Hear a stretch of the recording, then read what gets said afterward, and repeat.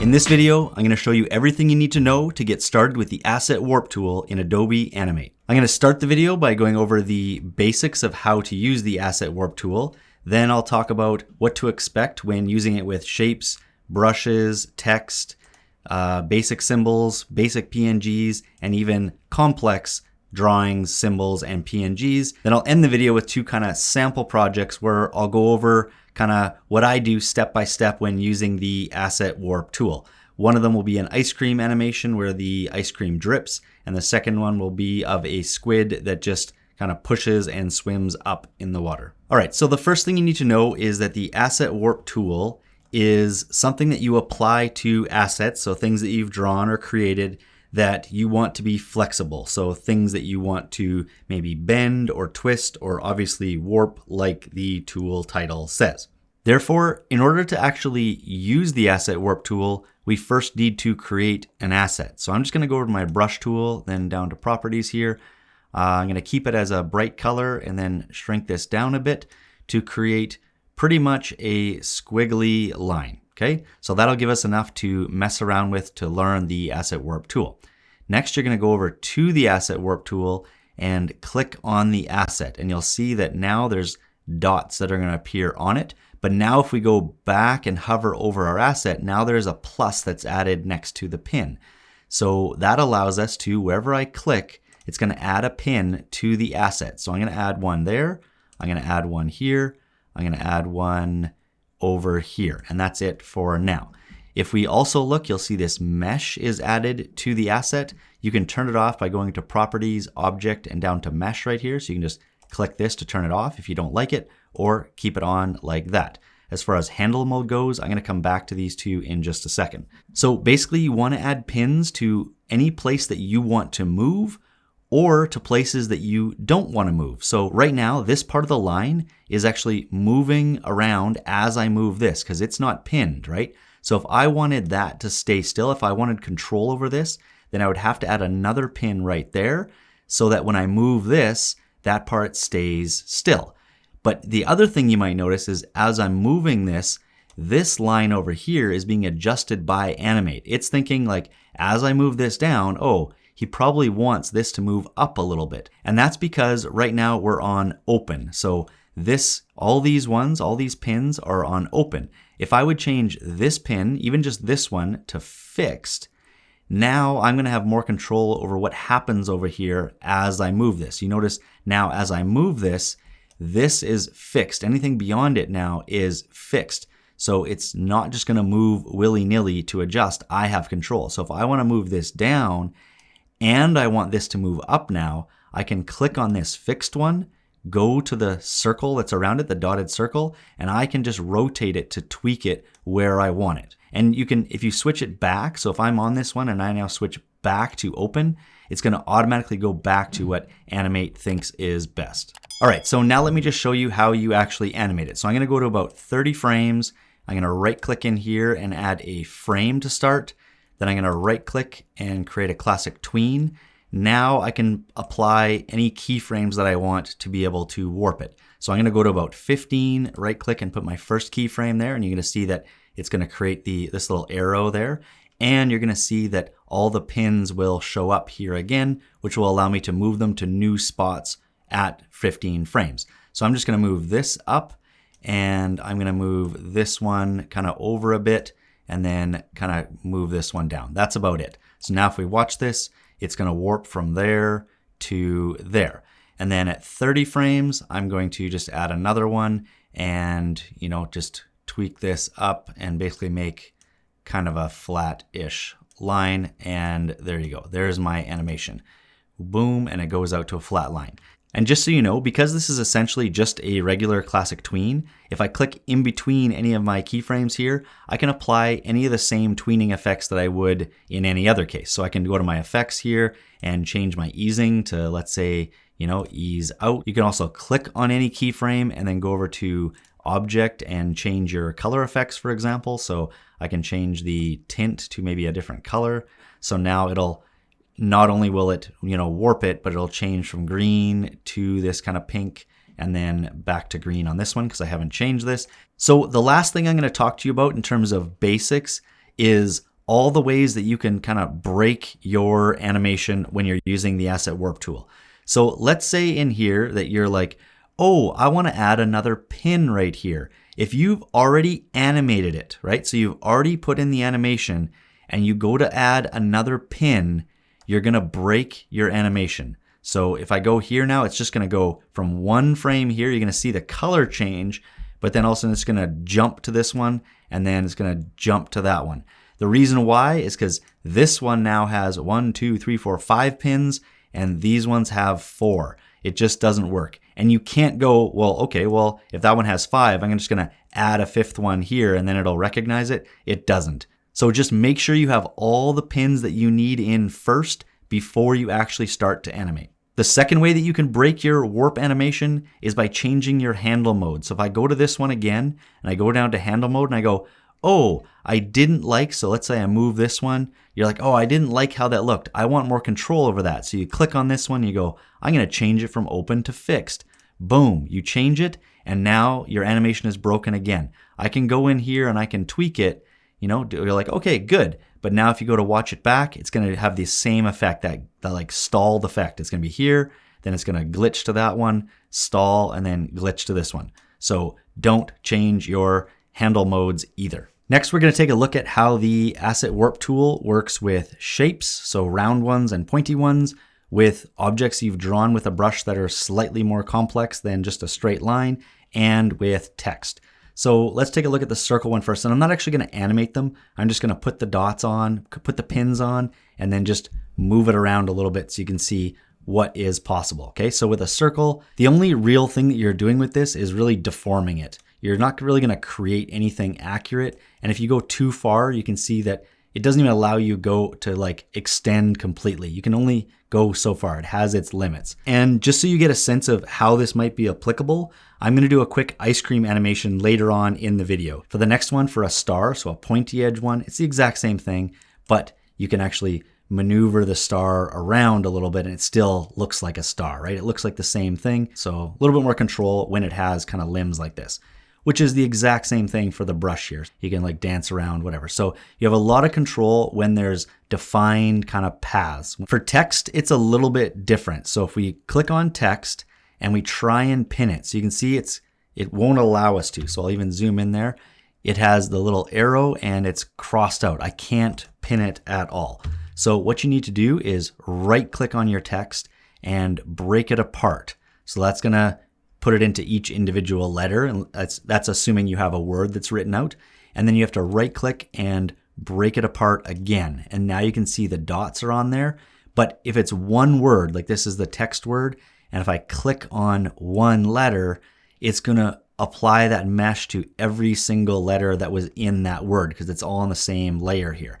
So if I try and put pins here on the T, and then I'll just put a couple on the E up here and then zoom in.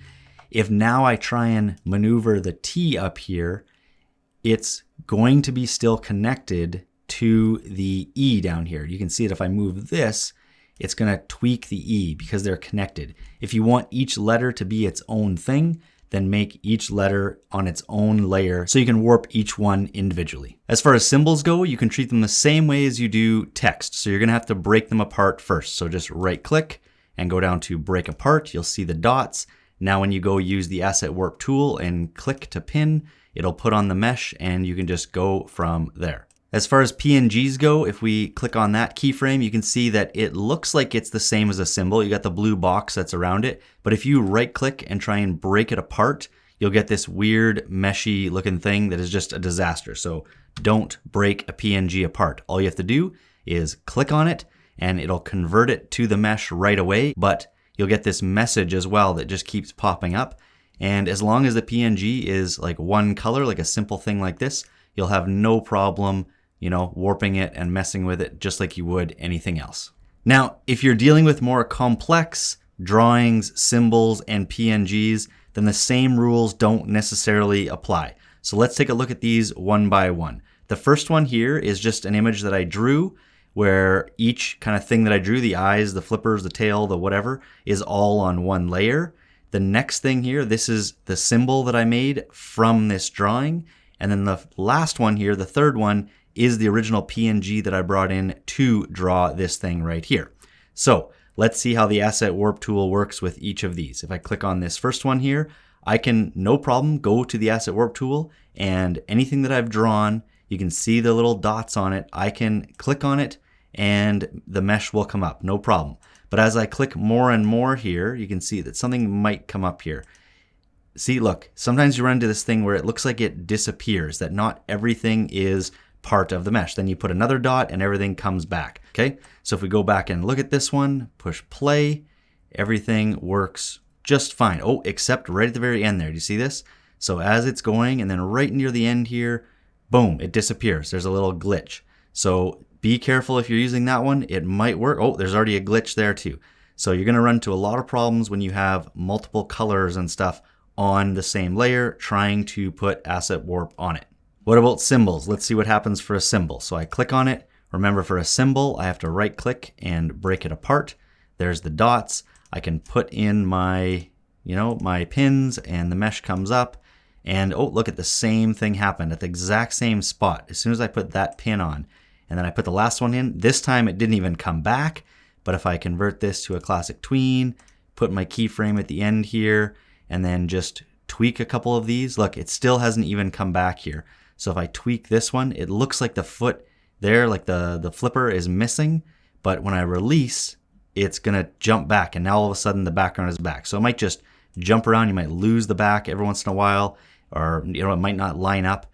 Just move everything, and now let's take a look at it.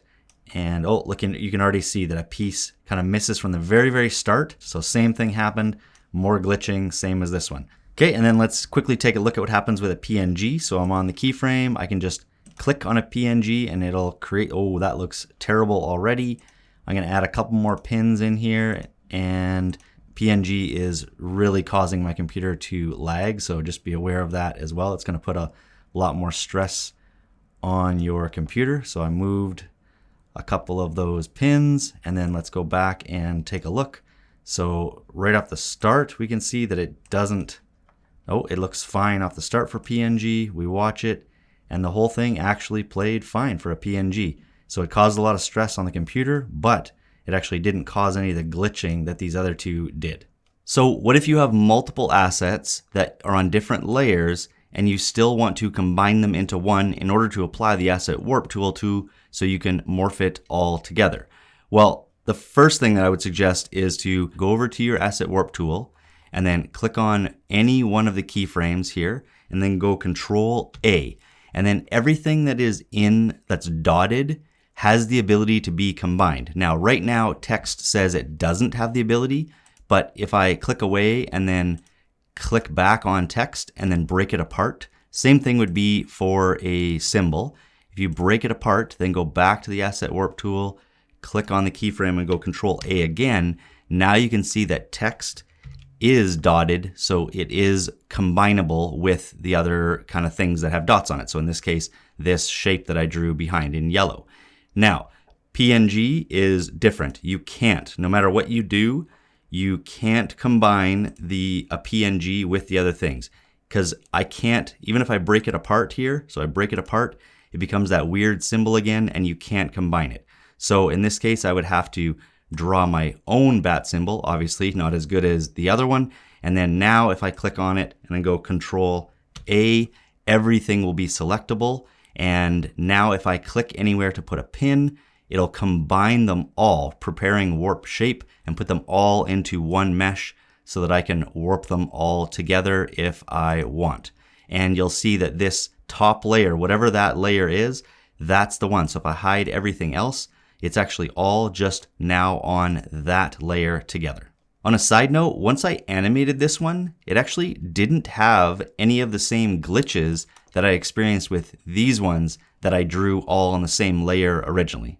All right, so essentially what we learned there is that if you have a complex asset, so something that has different shapes and colors to it, and you want to apply the Asset Warp tool to it, then you're probably better off warping each individual piece of that asset separately rather than trying to do it all together. One major thing to be aware of though, is that if you're gonna try and animate this guy, let's say jumping up into the air a little bit, and you go to move the body, so I go to the free transform thing here, and I go to move the body, nothing is gonna move with it. So one of the first things you wanna do if you have multiple pieces is you wanna go over here to this like family tree looking thing here, show parenting view, which will open up this kind of column right here. And then all you're gonna do is click on each piece and drag it to the body. So there'll be this little line and boom, now that one's parented to the body. And you just do that for everything else that is supposed to be attached to the body. So for me, it's everything here. Then I'm just gonna go ahead and go to about 30 frames and add frames right there. Make all of these classic tween, change these to a keyframe. And now when I move the body, so if I click over here on the body and I move the body up, everything is gonna go with it. I'm actually gonna put it even higher, like he's jumping way off of the screen here. And then I just have to go back to my other assets, go back to the warp tool here because I already have the pins on. So I'd probably put the jumping part probably like right here. So I'd put 2 new keyframes, 1 for each leg. And then at this point, I would already kind of make the legs straightened out like this, because then you'd be pushing to jump right there. So about like that. I'd probably have to go back to these ones and, tweak them as well. So they're straight down so they don't bend back up. And this is gonna look really odd, but you'll see that it'll just be the little push with his legs up and he'll just jump up into the air.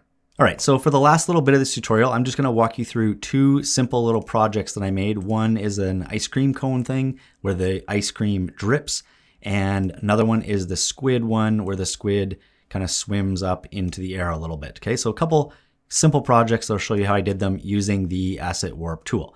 So for this one, you can see that I've already animated the left drip, which is on its own layer, the right drip, which is on its own layer, and then we're gonna do the middle one here in the video, okay? So I'm gonna click on the keyframe here. I'm gonna go over to my brush tool, go to my properties, and I'm gonna pick the same color that I had for these other ones, and I'm just gonna crank the size all the way up, and then just click, and you can see I kind of judge this circle, you can see it adjusting there. So I made it so that the full size, this full 200 is gonna be what I want.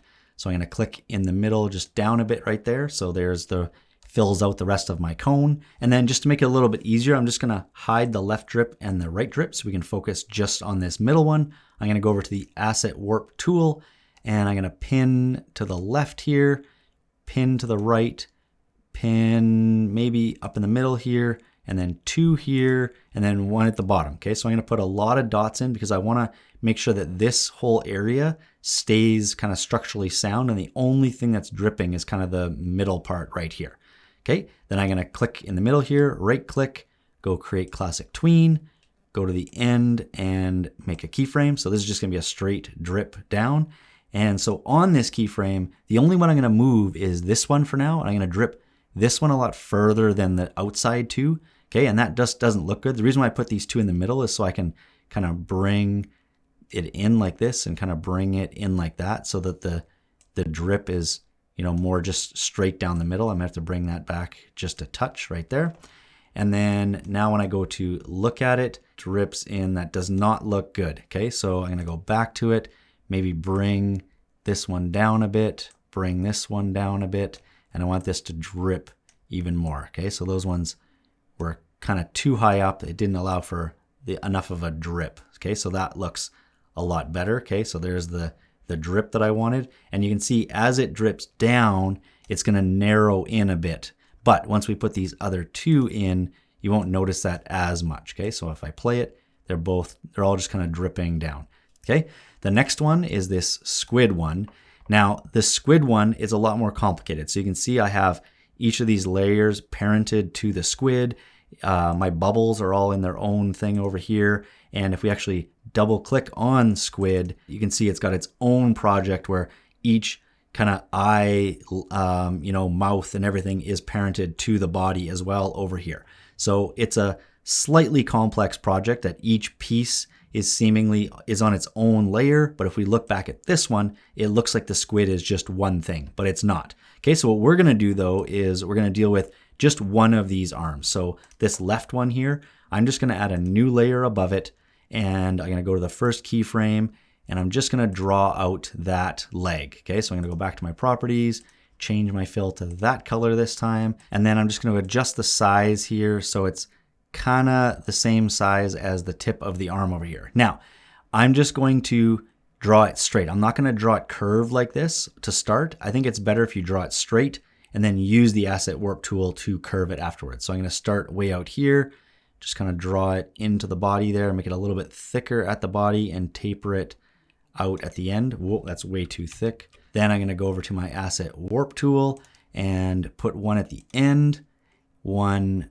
over here, and then kind of make two kind of elbows. So like this elbow and like that one up there. Now, before I add the classic tween and actually start moving it, I'm gonna go over here to layer 2, which is my left 2.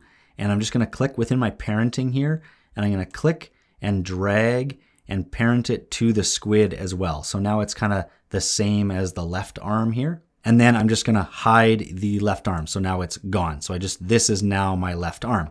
And then now I can click on here, right click, classic tween it. And then I'm gonna go to the very first one here, and I'm just gonna try and make it look like on this first keyframe, I'm gonna try and make it look like this one, okay? So I'm gonna bring this down like that.